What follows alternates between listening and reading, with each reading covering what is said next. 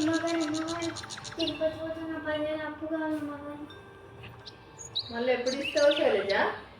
నెల అయ్యేలోపు ఇచ్చేస్తాం. మరి షూరిటీ సంతకం పెట్టి తీసుకెళ్ళి. ఓకే అమ్మ. పులయ్య చెప్పండి అమ్మగారు. బీరువాలో 10,000 తీసుకొని లెక్కల బుక్ తీసుకోనరా. సరే అమ్మగారు.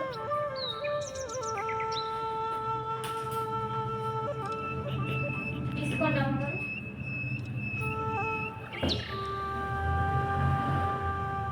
ఇదిగో శైలజ 10,000. మళ్ళీ నెల తిరిగే లోపు నా డబ్బులు నాకు ఇవ్వాలి. సరే.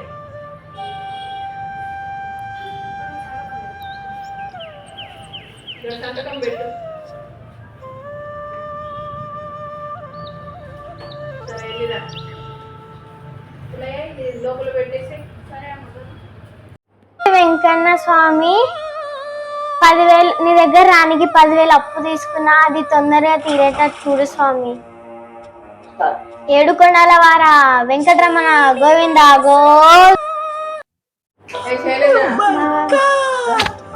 ఆ డబ్బులు ఎప్పుడు ఇస్తావు? నెల అయిపోయింది కదా, నెలలోపు తిరిగిస్తా అన్నావు, ఇంకా ఇవ్వట్లేదు. అమ్మగారు ఇంట్లో చాలా ఇబ్బందిగా ఉంది, పరిస్థితి బాగాలేదు అమ్మగారు. అవన్నీ నాకు అనవసరం. రేపటిలోగా నా డబ్బులు నాకు తిరిగి ఇవ్వకపోతే నీ ఇల్లు కబ్జా చేస్తా. సరే అమ్మా.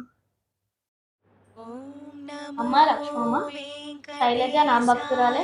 తను నా దర్శనం కోసం తను అప్పు చేసి పైసలు తెచ్చింది. నువ్వు తనని పైసలు అడగకు, తను చాలా ఇబ్బందిలో ఉంది. తండ్రి వెంకటేశ్వర స్వామి, నన్ను క్షమించు, ఇంకోసారి అడగను.